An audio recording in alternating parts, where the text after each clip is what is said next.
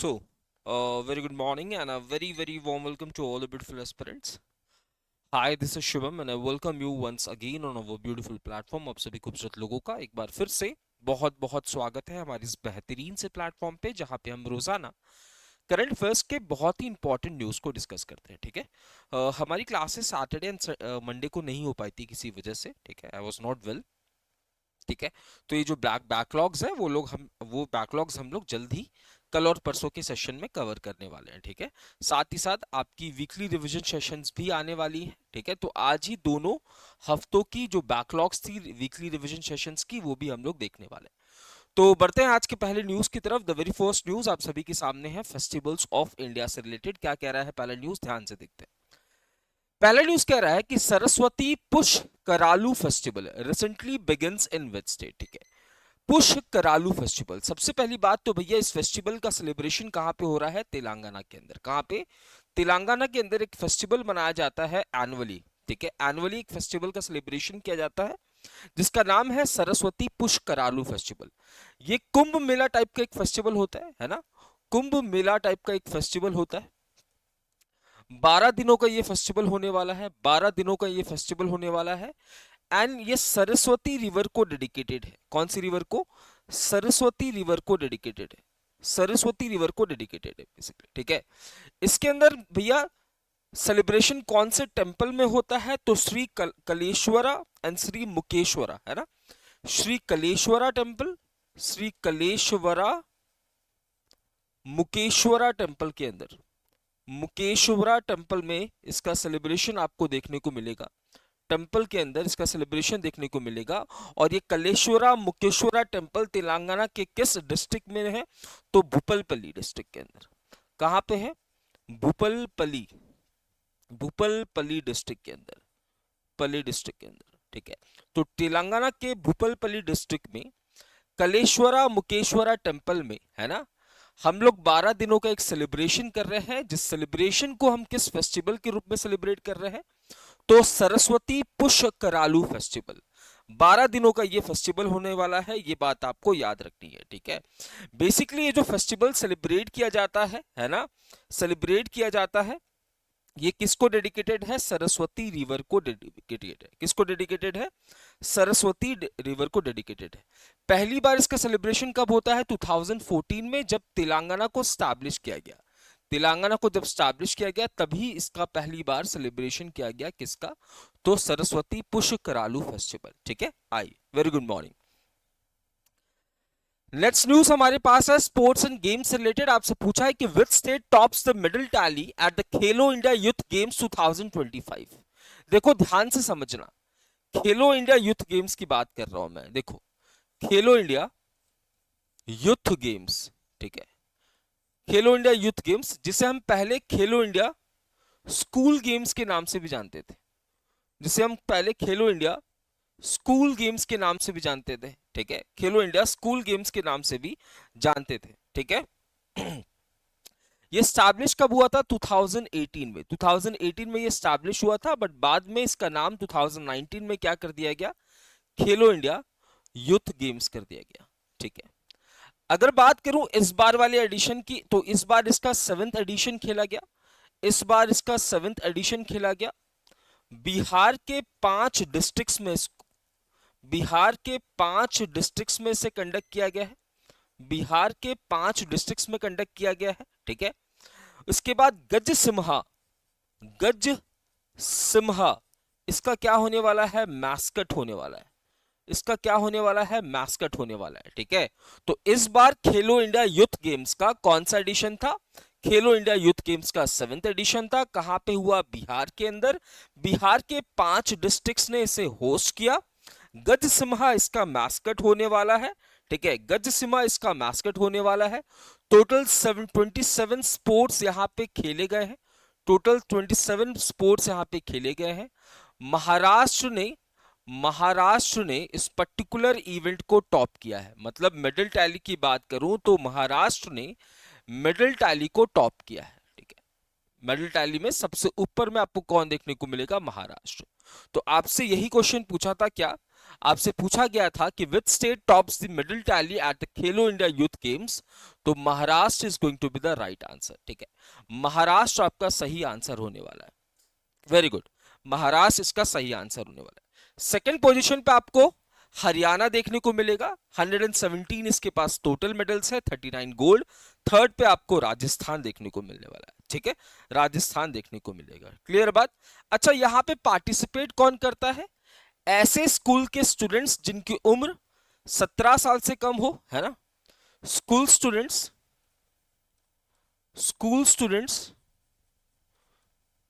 जिनकी as less than 19 है, जिनकी एज लेस देन 19 है, एंड कॉलेज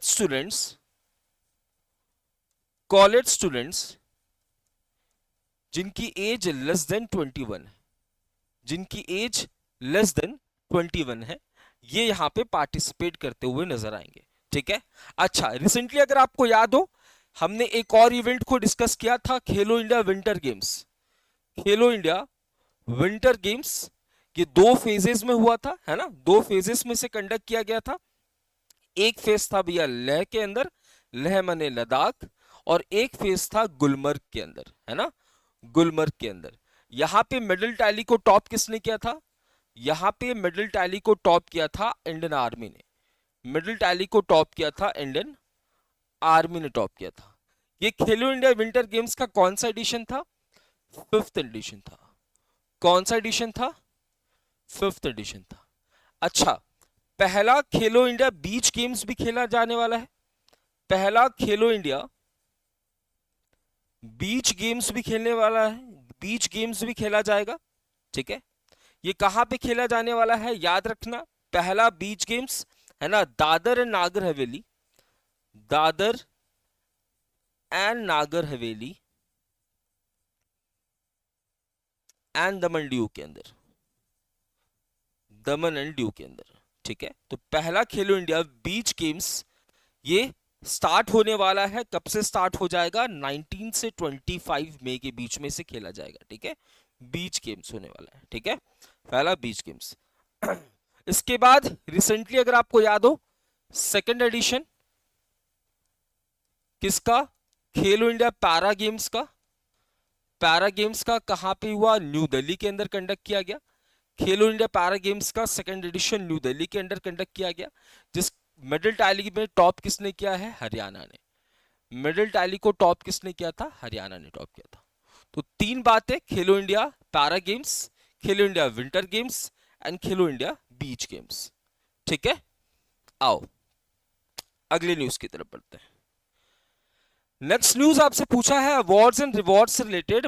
पूछा गया है who won world food prize 2025।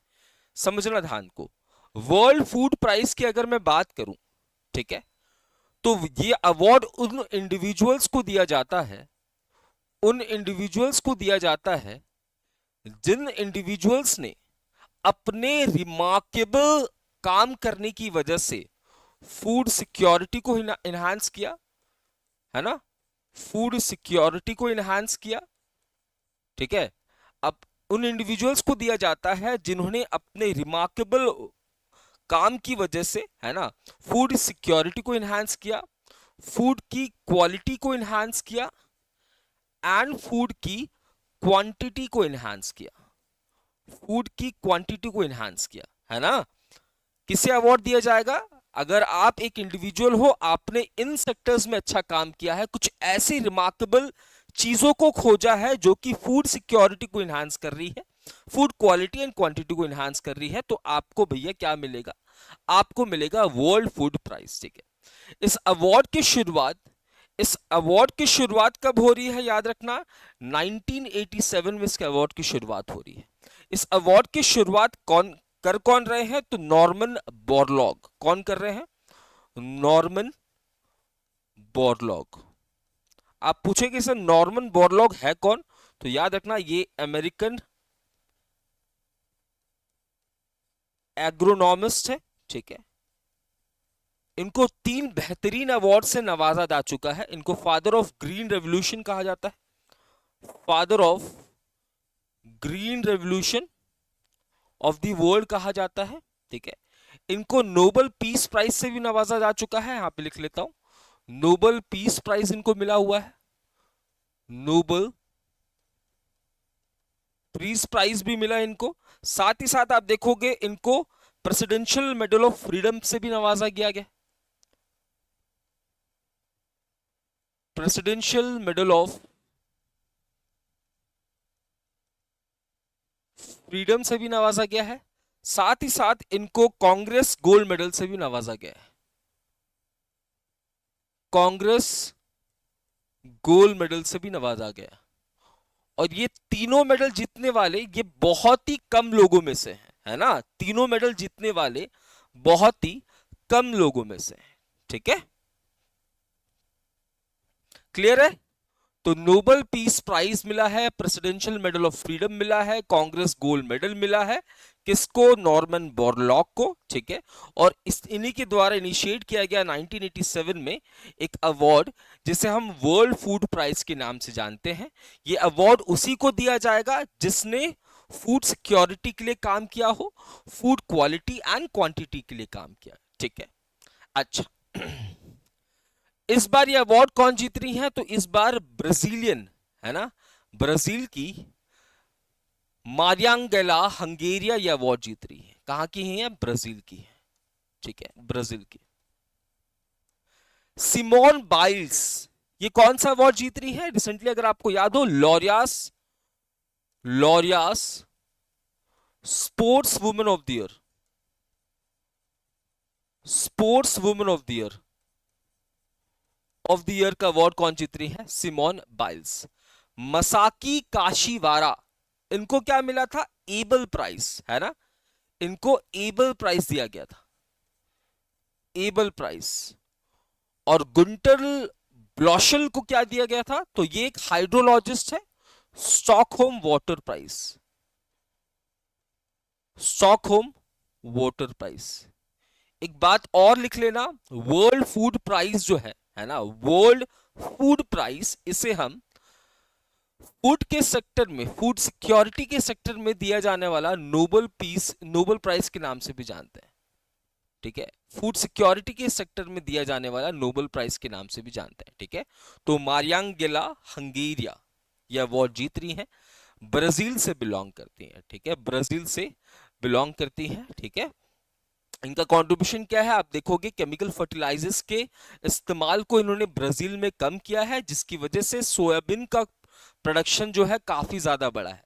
Soybean का प्रोडक्शन इतना ज्यादा बढ़ा है कि ब्राजील जो है वो वर्ल्ड की लार्जेस्ट सोयाबीन प्रोड्यूसर बन गई है। मैंने कुछ ऐसा किया जिसकी वजह से आप देखोगे, है ना, जिसकी वजह से सोयाबीन का प्रोडक्शन मेरे देश में सबसे ज्यादा हो रहा है। तो ऑब्वियस सी बात है, एक रिमार्केबल स्टेप, ठीक है। प्राइस अमाउंट $5 लाख यहां पे होने वाला है। 1987 में इसकी शुरुआत नॉर्मन बोरलॉग के द्वारा की गई थी। चलिए, Which among the following sports person promoted to the rank of lieutenant colonel of territorial army, ठीक है। तो यहां पे अगर आपको याद हो, है ना, नीरज चोपड़ा जी को यहाँ पे एक ऑनरेरी रैंक दिया जा रहा है। पहले ये सूबेदार हुआ करते थे, अब इनको टेरिटोरियल आर्मी का, जो कि असिस्ट करती है आर्मी को, है ना, इसका लेफ्टिनेंट कर्नल का रैंक दिया जा रहा है, लेफ्टिनेंट कर्नल का रैंक दिया जा रहा है, ठीक है। इससे पहले ये अवार्ड 2011 में MS धोनी को दिया गया था। इससे पहले अवार्ड, मतलब ये रिकॉग्निशन जो है 2011 में MS धोनी को दिया गया था। So Neeraj Chopra honoured with honorary lieutenant colonel rank in Territorial army, ठीक है। ये ये रैंक इन्हें अवार्ड कौन कर रहा है, मिनिस्टर ऑफ डिफेंस। 16 अप्रैल से आप इन्हें लेफ्टिनेंट कर्नल है के रूप में जानने वाले हैं। ओलंपिक गोल्ड मेडल जीता है, वर्ल्ड चैंपियनशिप जीता है इन्होंने, सिल्वर मेडल जीता है ओलंपिक्स में, है ना। इसके बाद पहले ये सूबेदार मेजर हुआ करते थे, अब लेफ्टिनेंट कर्नल आपको टेरिटोरियल आर्मी में देखने को मिलेंगे, ठीक है। आइए, नेशनल स्टेट अफेयर्स की बात हो रही है। ReNew Power recently announce to launch India's largest renewable energy complex in which city, ठीक है। तो हम काफी ज्यादा काम कर रहे हैं रिन्यूएबल एनर्जी के सेक्टर में। आप देखोगे रिन्यूएबल एनर्जी के सेक्टर में हम काफी ज्यादा काम कर रहे हैं। रिन्यूएबल एनर्जी वो एनर्जी है ना जिसकी तादाद बहुत ज्यादा है, जो जिसे हम क्लीन सोर्स ऑफ एनर्जी के नाम से जानते हैं, ठीक है। जैसे हो गया विंड एनर्जी हो गया, है ना, विंड एनर्जी हो गया, थर्मल एनर्जी हो गया, है ना, थर्मल एनर्जी हो गया, सोलर एनर्जी हो गया, this are all examples of renewable energy. ठीक है, इनकी तादाद भी बहुत ज्यादा है एंड ये क्लीनर सोर्स है। ठीक है, और इसी के ऊपर काम पूरी दुनिया जो है वो कर रही है। ठीक है, जिसके लिए हमारे पास कुछ टारगेट्स है, 2070 तक हमें नेट जीरो कार्बन एमिशन वाला कंट्री बनना है, नेट जीरो कार्बन एमिशन वाला कंट्री बनना है ना। 2047 तक हमें एनर्जी के सेक्टर में सेल्फ रिलायंट बनना है, सेल्फ रिलायंट बनना है।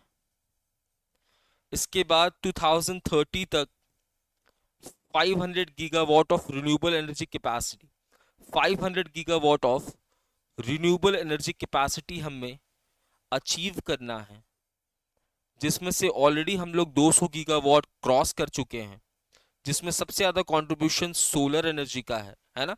तो ये सारे टारगेट्स इसी के अंदर है। ठीक है, तो आंध्र प्रदेश के अंदर यहाँ पे डिसाइड किया, आंध्र प्रदेश के अंदर है ना इंडिया का सबसे बड़ा रिन्यूएबल एनर्जी कॉम्प्लेक्स जो है वो इनिशिएट किया जा रहा है। इंडिया का सबसे बड़ा रिन्यूएबल एनर्जी कॉम्प्लेक्स कहाँ पे, इंडिया के अंदर इनिशिएट किया जा रहा है। क्लियर बात? आइए,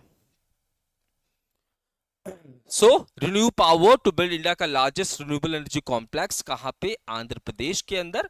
आंध्र प्रदेश के आप देखोगे बेथपले अनंतपुर डिस्ट्रिक्ट, आंध्र प्रदेश के अंदर अनंतपुर डिस्ट्रिक्ट देखने को मिलेगा। यहाँ पे एक जगह है जिसका नाम है बेथापाले। ठीक है, टोटल 22,000 करोड़ इसमें इन्वेस्टमेंट आने वाला है, ये बात भी ध्यान में रखना है। आंध्र प्रदेश का रिन्यूएबल एनर्जी टारगेट है बाय 2029 कितना, तो 72 गीगावाट। ठीक है, of the all clean source of energy targets है ना, जो कि इंडिया का 500 गीगावाट है, आंध्र प्रदेश कह रहा है कि इतना कंट्रीब्यूशन तो मैं ही कर दूंगा। ठीक है, आइए, विच स्टेट गवर्नमेंट लॉन्चेस एक कोली द्वितीय पथ scheme for tea garden workers. ठीक है, तो देखो असम के टी का बहुत बड़ा इतिहास है ना। असम के अंदर, असम जो है भैया आप देखोगे इंडिया के टोटल टी प्रोडक्शन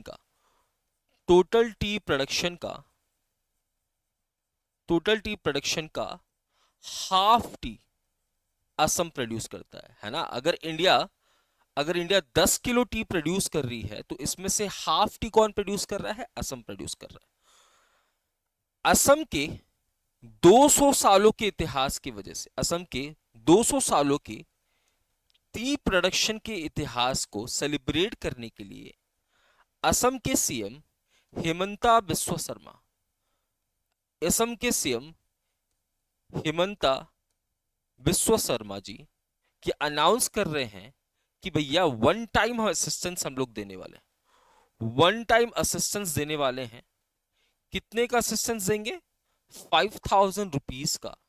ये असिस्टेंस किसको दिया जाएगा, तो जो परमानेंट लेबर्स हैं जो टी गार्डन में काम कर रहे हैं, और जो टेम्पोररी लेबर्स हैं उनको भी। ठीक है, तो असम के अंदर टी गार्डन्स में काम करने वाले permanent labours and temporary labours को वन टाइम असिस्टेंस प्रोवाइड किया जाएगा असम गवर्नमेंट के द्वारा। ठीक है, कौन से ओकेशन में, तो असम के 200 साल के टी प्रोडक्शन या टी के इतिहास को रिकॉग्नाइज करने के लिए। ठीक है, टी के इतिहास को रिकॉग्नाइज करने के लिए ये काम किया जा रहा है। ठीक है, साथ ही साथ आप देखोगे साथ ही साथ असम के अंदर आपको डिब्रूगढ़ एयरपोर्ट देखने को मिलेगा। असम के अंदर आपको एक एयरपोर्ट देखने को मिलने वाला है जिसका नाम है डिब्रूगढ़ एयरपोर्ट। ठीक है, डिब्रूगढ़ एयरपोर्ट, अगर आपको याद हो है ना, गंगाविला क्रूज है ना, ये कहां से कहां तक चला था, वाराणसी से लेकर डिब्रूगढ़ तक है ना। तो मैं इसी डिब्रूगढ़ की बात कर रहा हूं। तो आपको असम के अंदर डिब्रूगढ़ एयरपोर्ट देखने को मिलेगा, और इस डिब्रूगढ़ एयरपोर्ट का नया नाम क्या होने वाला है, तो भूपेन हजारिका एयरपोर्ट। ठीक है, एंड भूपेन हजारिका को कौन सा अवार्ड मिला है, तो भारत रत्न अवार्ड मिला है, भारत रत्न अवार्ड मिला है, ये बात भी ध्यान में रख लेना। ठीक है, तो इसी अवार्ड सेरेमनी के दौरान ये इनिशिएटिव भी लिया जा रहा है। चलिए, आपसे पूछा है कि world's first commercial scale e methanol plant commissioned in which country. देखो, कमर्शियल लेवल पे हम लोग ई मेथनॉल प्रोड्यूस कर रहे हैं। ई मेथनॉल याद रखना है ना, ई मेथनॉल को प्रोड्यूस किया जाता है क्लीनर सोर्स की मदद से, क्लीनर सोर्स ऑफ एनर्जी की मदद से इसे प्रोड्यूस किया जाता है। तो जब क्लीनर सोर्स ऑफ एनर्जी की मदद से इसे प्रोड्यूस किया जाएगा तो ये भैया क्या होने वाला है, क्लीन एनर्जी होने वाली है, क्लीन एनर्जी होने वाली है। तो दुनिया का पहला ऐसा कमर्शियल प्लांट जहां पे ई मेथनॉल को प्रोड्यूस किया जाएगा, इसे इनॉग्रेट किया जा रहा है कहां पे, डेनमार्क के अंदर। ऑपरेशंस ऑलरेडी शुरू हो चुके हैं डेनमार्क के अंदर, इस इनिशिएटिव को इनिशिएट किया गया है। ठीक है, तो world's first commercial scale e methanol plant begins operations in Denmark.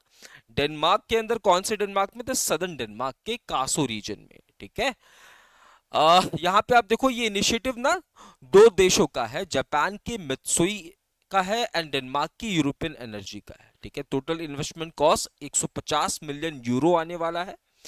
Annual production of E methanol कितना होगा, तो एनुअली हम लोग 53 million litres of E methanol को प्रोड्यूस करेंगे।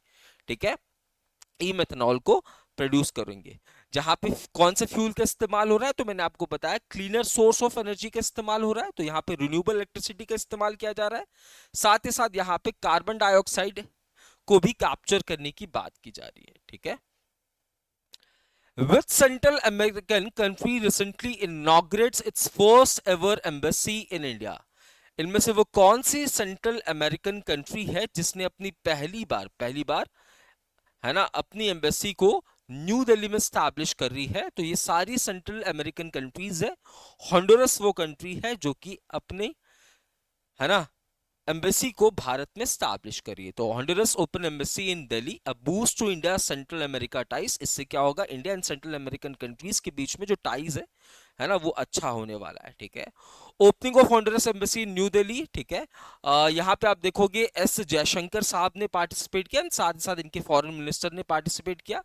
आप देखोगे इसके साथ हम लोग कितने का ट्रेड कर रहे हैं, हॉन्डुरस के साथ कितने का ट्रेड कर रहे हैं, तो आप देखोगे 2022-23 में हॉन्डुरस के साथ इतने का हम लोग ट्रेड कर रहे हैं, जिसमें आप देखोगे pharma items, textiles, machinery, vehicles को इंपोर्ट एक्सपोर्ट किया जा रहा है। ठीक है, साथ ही साथ आप देखोगे इंडिया जो है वो काफी समय समय पे डिजास्टर रिलीफ या ह्यूमैनिटेरियन एड भी पहुंचाता रहा है हॉन्डुरस को। ठीक है, आइए, world health organization recently declares polio outbreak in which country? ठीक है, तो लास्ट टाइम जब पोलियो आउटब्रेक आया था 2018 में, है ना, कौन से देश में, तो पपुआ न्यू गिनी। ठीक है, तो पपुआ न्यू गिनी में लास्ट टाइम जो पोलियो आउटब्रेक हुआ था वो 2018 में हुआ था। अब दोबारा आप देखोगे, है ना, इस पर्टिकुलर कंट्री के अंदर आपको क्या देखने को मिलेगा, तो पोलियो आउटब्रेक जो है वो देखने को मिलने वाला है। पोलियो आउटब्रेक का मतलब क्या है, इसके केसेस जो है वो दोबारा से शुरू हो गए। आपसे पूछा है Illinois Tech to become first US based university to open campus in which city? तो देखिए, आप देखोगे, है ना, यूएसए की पहली यूनिवर्सिटी जो कि मुंबई के अंदर अपना इंटरनेशनल कैंपस खोल रही है, वो कौन सी है, इलिनॉइस टेक यूनिवर्सिटी। ठीक है, तो ये अपना पहला कैंपस खोल रही है कहाँ पे, मुंबई के अंदर। एंड यूनिवर्सिटी ग्रांट कमीशन के द्वारा इसका अप्रूवल भी दिया जा चुका है, इसका अप्रूवल भी दिया जा चुका है। एडमिशंस 2026 से शुरू हो जाने वाले हैं, मतलब जो ऑपरेशंस हैं इसके वो 2026 से शुरू हो जाएंगे। डिफेंस अफेयर्स की न्यूज की बात हो रही है। Which country successfully test fires indigenous system? Indigenous का मतलब हमने खुद से बनाया है, जिसका नाम है भार्गवस्त्र, द काउंटर ड्रोन स्वान्स। ठीक है, तो इंडिया ने क्या बनाया है, इंडिया ने बनाया है भार्गवस्त्र। ठीक है, ये बहुत सारे ड्रोन्स के हम लोग को एक साथ मार कर गिरा देगा, बहुत सारे ड्रोन्स को एक साथ मार के गिराने की कैपेबिलिटी रखता है। तो भार्गवस्त्र हमने खुद से बनाया है, जिसे सक्सेसफुली टेस्ट कर लिया गया है। इसे बनाया किसके द्वारा गया है, solar defence and aerospace limited के द्वारा। ठीक है, तो solar defence and aerospace limited ने भार्गवस्त्र बनाया है, जो कि number of bunch of swans of drones को एक साथ मार के गिरा सकता है। ठीक है, मिसलिनियस न्यूज को डिस्कस करते हैं। Baloch declare independence from Pakistan. इसने यूनाइटेड नेशंस को अर्ज किया है। देखो, यूनाइटेड नेशंस ने टोटल 193 देशों को रिकॉग्नाइज किया है, 193 कंट्रीज को रिकॉग्नाइज किया है, ठीक है। अब भैया बलोच है ना, यानी कि जो बलोचिस्तान है भैया, बलोचिस्तान है जो पहले, है ना, बलूचिस्तान है जो कि one of the four province है, फोर प्रोविंसेस है किसके, पाकिस्तान के, पाकिस्तान के one of the four provinces है ना। खैबर पख्तून, सिंध, पंजाब, बलूचिस्तान, है ना, ये प्रोविंसेस हैं किसके, पाकिस्तान के। तो भैया ये काफी समय से, है ना, आप देखोगे इनके ऊपर बेसिकली ना, ये पहले जो प्रोविंस हुआ करती था ना, इसे हम कलत प्रोविंस के नाम से जानते थे, कलत। और इस पे रूल किया करते थे किंग ऑफ कलत, या सॉरी खान ऑफ कलत, ठीक है। इस पे रूल किया करते थे कौन, खान ऑफ कलत। 1948 में क्या होता है, 1948 में पाकिस्तान आर्मी एनेक्स करती है ना, और पूरा कंट्रोल अपने हाथ में ले लेती है। इसके बाद समय समय पे जो बलूचिस्तान के लोग हैं, जिन्हें हम बलोच के नाम से जानते हैं, है ना, वो प्रोटेस्ट करते आए। वायलेंट प्रोटेस्ट भी देखने को मिला, ठीक है। क्योंकि आप देखोगे यहाँ पे कोल के रिजर्व्स हैं, गोल्ड के रिजर्व्स हैं, है ना, पेट्रोलियम के रिजर्व्स हैं, ठीक है। Among all the four provinces of Pakistan सबसे बड़ा रीजन यही है, और सबसे गरीबी में यही लोग रह रहे हैं, सबसे गरीबी में यही लोग रहे हैं। साथ ही साथ पॉलिटिकल रिप्रेजेंटेशन भी इनका बहुत ज्यादा कम है ना। वो सेम हाल जो बांग्लादेश के साथ पहले पाकिस्तान करती थी, है ना, सेम चीज थी। बांग्लादेश के अंदर भी काफी ज्यादा आप देखोगे मिनरल्स जो है वो पाए जाते थे, बट पॉलिटिकल रिप्रेजेंटेशन इनका काफी ज्यादा कम था। उनको बंगालीज क्या क्या बुलाया जाता था। तो बलूचिस्तान के लोगों ने बोला, यार सारी चीजें तो आप मेरे यहां से कमा रहे हो, है ना, गोल्ड की रिजर्व्स यहीं पे हैं, कोल के अलग अलग मिनरल्स की रिजर्व्स यहीं से हैं। आप हमारा मिनरल का पैसा उठाकर आप पंजाब वाले प्रोविंस में लगा रहे हो, वहां पे उसको ज्यादा मजबूत बनाया जा रहा है, ठीक है। साथ ही साथ इनकी आइडेंटिटी खत्म होने का खतरा भी इनको है, जिसकी वजह से आप देखोगे समय समय पे इन्होंने डिमांड करना शुरू कर दिया। और अब तो भैया इन्होंने खुद को एक इंडिपेंडेंट कंट्री अनाउंस भी कर दिया है, यूनाइटेड नेशंस से अर्ज किया है कि आप हमें क्या करें, एक्सेप्ट करें, है ना। संथारा, संथारा एक प्रथा है, संथारा या साले खाना, साले खाना, है ना।